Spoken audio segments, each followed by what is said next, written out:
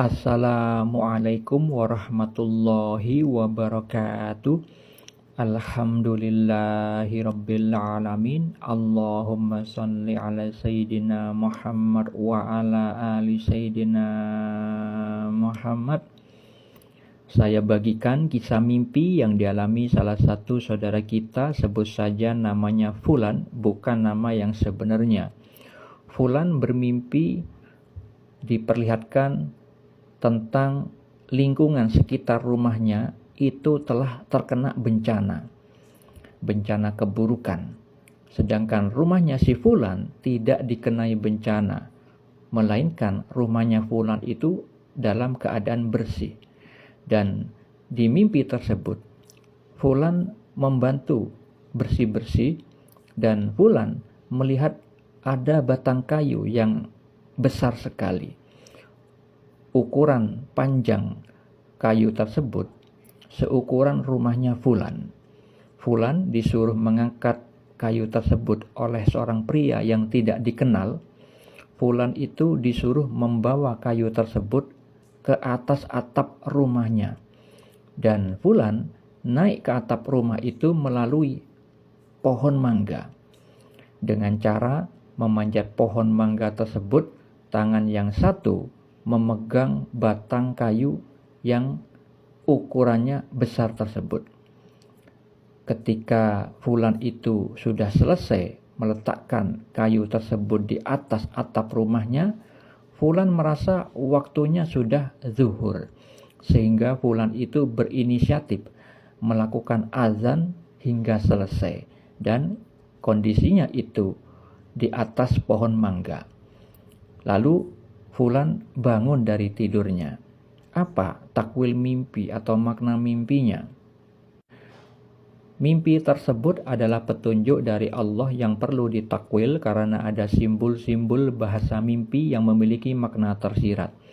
3 kisah mimpi yang memiliki makna tersirat contohnya terdapat di dalam surat Yusuf, yang salah satunya adalah mimpi yang dialami Nabi Yusuf alaihissalam, terdapat pada surat Yusuf ayat 4, dan takwilnya atau maknanya itu terdapat pada surat Yusuf ayat 100. Begitu juga mimpi yang dialami Fulan adalah mimpi yang memiliki makna tersirat. Ketika di dalam mimpi itu divisualkan lingkungan rumah selain rumah si Fulan dikenai bencana yang buruk, itu adalah bukan rumah yang sebenarnya, tetapi itu simbol perwakilan mengenai kedudukan spiritual orang-orang kebanyakan selain si Fulan, yaitu mereka itu sering berbuat maksiat kepada Allah, lalai dari beribadah kepada Allah. Jadi rumah itu simbol dari kedudukan spiritual seseorang. Sedangkan keadaan rumah si Fulan bersih, itu makna tersiratnya adalah tentang kedudukan spiritual si Fulan saat dia bermimpi. Kondisinya baik dari sudut pandang Allah, dan kondisi spiritualnya baik itu berarti kondisi hatinya selalu dibersihkan. Dengan apa? Dengan sering beramal soleh. Makanya di dalam mimpi tersebut Fulan divisualkan membantu bersih-bersih. Yang hal itu memiliki makna tersirat adalah tentang seringnya Fulan itu berbuat amal soleh di dalam menjalani kehidupannya. Dan mengenai kadar amal solehnya atau banyaknya amal solehnya diwakili dengan simbol visual batang kayu yang ukurannya besar itu. Oleh karena itu divisualkan panjangnya seukuran rumahnya si Fulan, yang memiliki makna tersirat bahwa kadar amal soleh atau banyaknya amal soleh yang dilakukan Fulan sesuai dengan makomnya dia.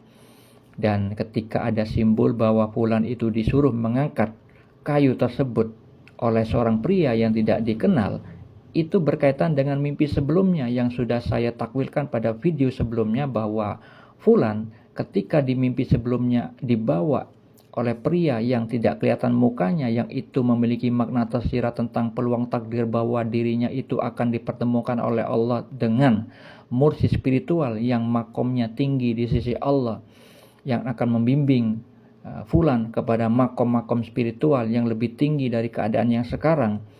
Nah, itu berkaitan dengan makna mimpi sebelumnya, bahwa pria yang tidak dikenal itu adalah seorang mursyid spiritual yang nantinya akan membimbing fulan. Makanya di dalam mimpi yang sekarang saya ceritakan, orang tersebut menyuruh fulan mengangkat kayu yang besar itu ke atas atap rumahnya fulan, yang memiliki makna tersirat bahwa batang kayu tadi saya takwilkan tentang banyaknya amal soleh yang dilakukan fulan. Sedangkan atap rumah si fulan itu mengenai makrifat. Jadi fungsi atap rumah itu melindungi isi dalam rumah. Begitu juga kedudukan makrifat atau makom makrifat itu bisa melindungi amal-amal soleh yang telah dilakukan oleh orang yang duduk di makom itu.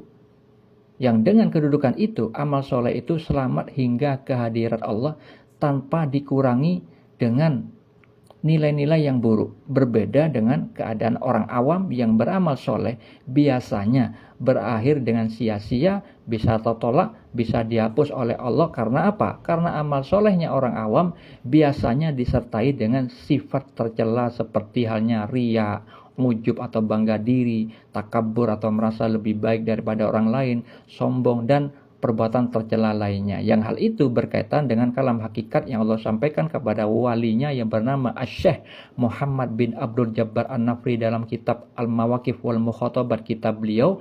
Disebutkan bahwa Allah Ta'ala menyampaikan kalam hakikat yang memiliki makna tersirat, yang mana bunyi kalam hakikat tersebut adalah, aku telah menimbang amal perbuatan para orang yang beramal, maka kesemuanya tidak dapat menandingi sekurang-kurangnya makrifat para arifin yang paling sedikit, bahwa amal soleh apabila dilakukan oleh selain para arifin billah akan berkesudahan sia-sia, gugur atau hapus sama sekali, maka amal tersebut bagaikan abu yang ditiup angin dengan keras pada hari badai atau hari kiamat.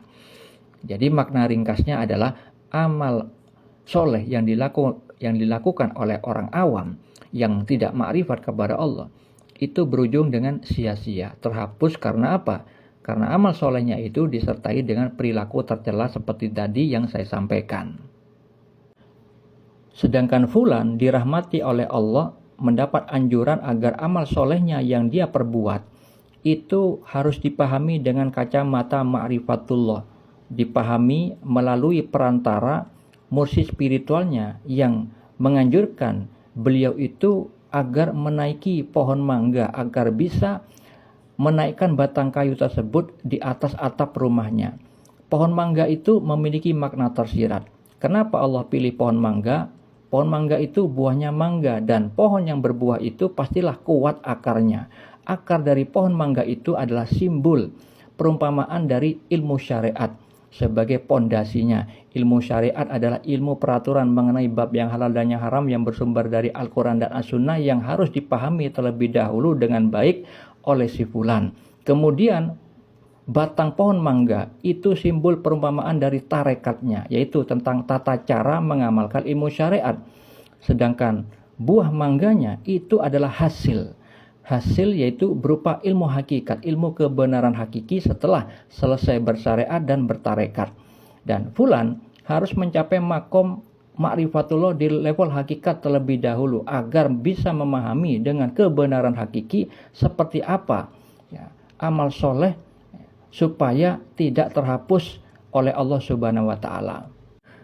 Dan ketika divisualkan fulan itu berhasil menaruh batang kayu di atas atap rumahnya, itu memiliki makna bahwa fulan nantinya akan dimudahpahamkan oleh Allah dengan ilmu kebenaran hakiki atau ilmu hakikat mengenai amal soleh yang mampu dia lakukan. Dan ketika divisualkan waktu zuhur, dia itu kemudian melakukan azan hingga selesai azannya tetap di atas pohon mangga. Itu adalah bahwa dirinya ditakdirkan akan menjadi penyeru kebaikan, dan dia menjadi orang yang masyhur, menjadi orang yang terkenal, menjadi panutan bagi banyak orang di saat dia itu telah mencapai makom ma'rifatullah di level hakikat.